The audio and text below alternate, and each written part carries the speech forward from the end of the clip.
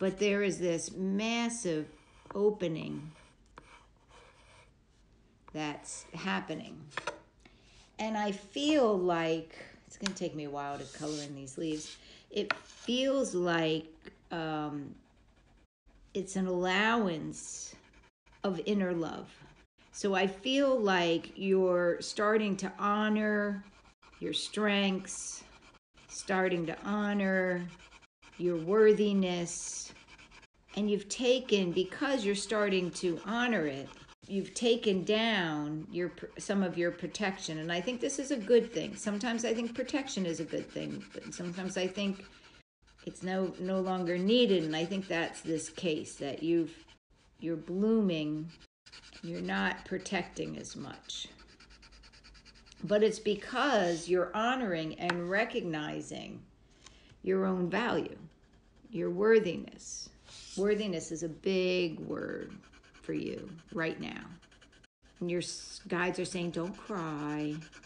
Well, you can cry. It's okay. But you're worthy. You're worthy of your own love and appreciation. You're worthy of other people's love and appreciation too. But this is about self-love. This is about you honoring what other people have probably already told you, right? But there was a difficulty in seeing it for yourself. So let's talk about this. You have green and pink. These are both heart chakra colors. Pink very often is empathy, but it's also compassion.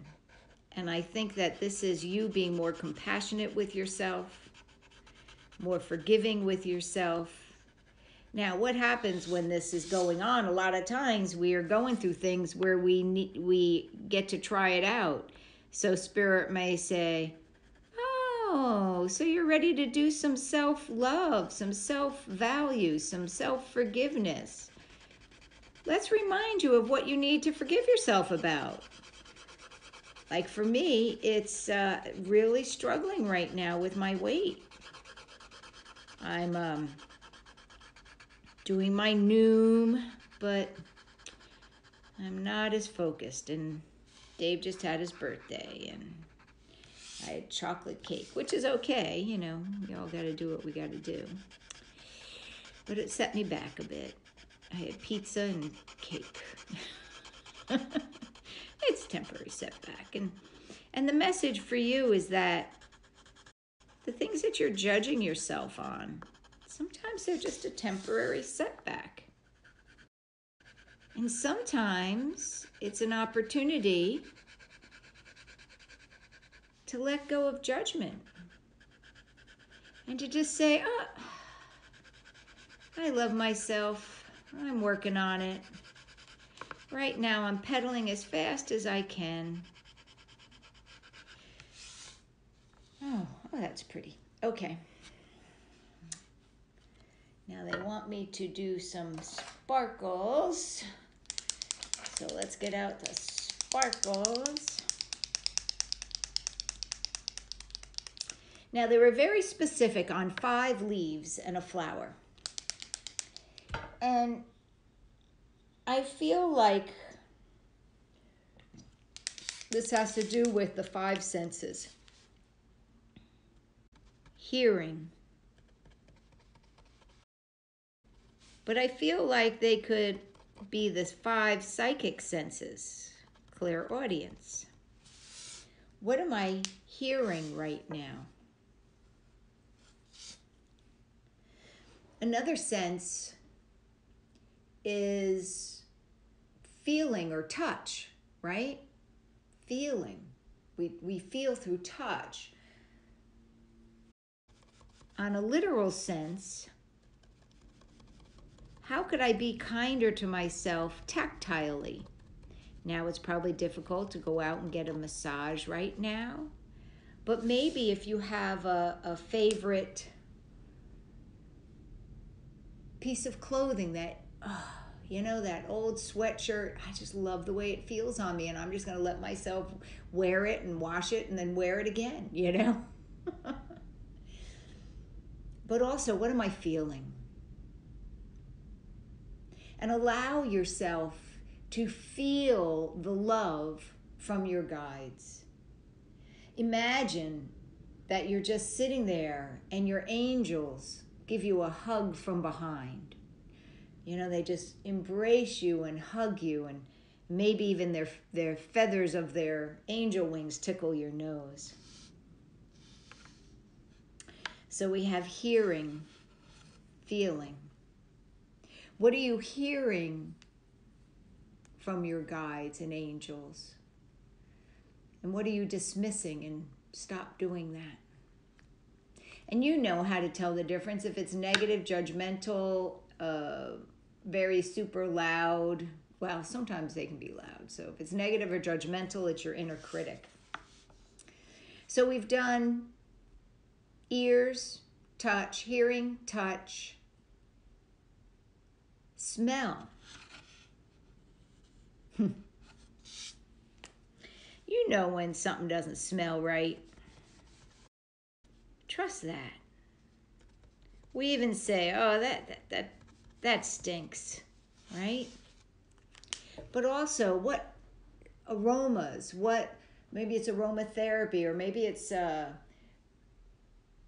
aroma, cooking Dave the other day made teriyaki chicken in the crock pot. Oh my God, the house smelled so good. Maybe getting some flowers next time you go out to the grocery store. But honor what doesn't smell right to you. We have hearing, touch, smell, taste. You know, I've seen some jokes on Facebook. They think they're funny. They're really in poor taste. Psychically, we can get psychic information through taste. But there's also surrounding yourself with good taste. Now, that could be Trader Joe's mini ice creams. We've been addicted to these little mini ice cream cones. But I don't think that's really what they're talking about. But make sure what you eat, if you're going to eat something, spend the time on it so it tastes good. But also recognize that your tastes change. Your taste in music, your taste in writing, your taste in teachers, your taste in spiritual groups. If you haven't checked out the Theosophical Society, theosophicalsociety.org, I think it is, maybe it'd be something different for you. Maybe somebody's channeling would be different for you. You know, your tastes change. Your taste in friends. And allow that.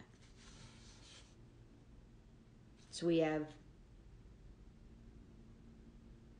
sound, touch, taste, smell, and see. The see one is the one that goes and grounds you. What in your world visually right now are you seeing? What are you seeing right now? Is it pleasing? If not, change it. If you don't like the clutter in the corner, put up a screen or clean it up. You know, sometimes we don't have the energy to do it, but that's okay. Then imagine that someone or something beautiful. But recognize that you are seeing clearly.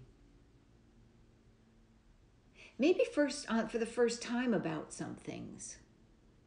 Honor what you're seeing. And if it's not pretty, why are you subjecting yourself to it? When I say pretty, I don't mean, you know, beautiful hair and makeup or a work of art. But if it's not in integrity with where you are now, why is it in your sight? Sometimes it has to be. There's nothing you can do to change the physicality of it. Then how can you see it differently? How can you see your friend who's posting all this negative stuff not as ignorant? How can you see them as maybe just afraid, and think about a time that you were afraid so that you can see them vulnerable or feeling vulnerable. Change how you're seeing things right now if you can't actually remove it. Now, some of my friends, I have to say, I have snoozed them. I think they call it take a break in Android. But your sight, your seeing, your visual, whether it's clairvoyant or whether it's visual or metaphorical, that's what's grounding you right now. It's what's your feet. So it's very important to pay attention to visual and clairvoyant clues. Now we have this beautiful lily. And it's interesting, it's not coming up from your heart, it's coming up from your solar plexus. But it has to do with the heart. It has to do with self-love, seeing your worthiness. And it comes from the solar plexus. So where were you beaten down? Where were you unempowered in the past? Who taught you some of these things? Let's examine that over the next couple weeks, not to be depressed about it, but to become empowered to recognize that wasn't me, that was their stuff. Or, wow, that was valid at the time, but that's not me today. We change, we grow, we mature. We can let those past indiscretions, we can let those past judgments, both interior and exterior, we can let those go. We have to let them go. Because they no longer are a clear mirror of who we are today. So we have this beautiful lily, and lily it's getting to Easter. And for Christians across the world, as you know, lily is a sign of resurrection, of rebirth. And what I feel is that your guides are offering you this opportunity to rise to a new vibration. And I feel like they're having me draw, wanting me to add golden drops. Like manna coming from heaven, right? In the Hebrew alphabet, I think they would be yuds or yads. I'm never sure how to say that. I think it's yuds. But this is divine spirit offering you golden light, golden energy. Golden light is God's unconditional love. Spirit coming down into earth. Interspersed with that, dark blue. Dark blue is our intuition. And I feel like Spirit is offering you guidance. It's just a matter of using those 5 senses, right? All right, so in the background are mountains. Because I feel that this lily, which is you, has had to grow not in the most fertile soil. It's like trying to grow on the mountain. And so you haven't always been nurtured. But look what you've created out of this beautiful life that you have chosen. You can grow anywhere. And then there's a stream, because using your intuition opens you up to a stream of consciousness that runs down from the mountains and waters, feed your intuition. Now realize that for you, you have access to this at any time. This this intuition, this psychic source. But it comes down from the mountains. It comes from rough terrain. And so sometimes the rougher the life you've chosen, the clearer and the more pure this guidance is.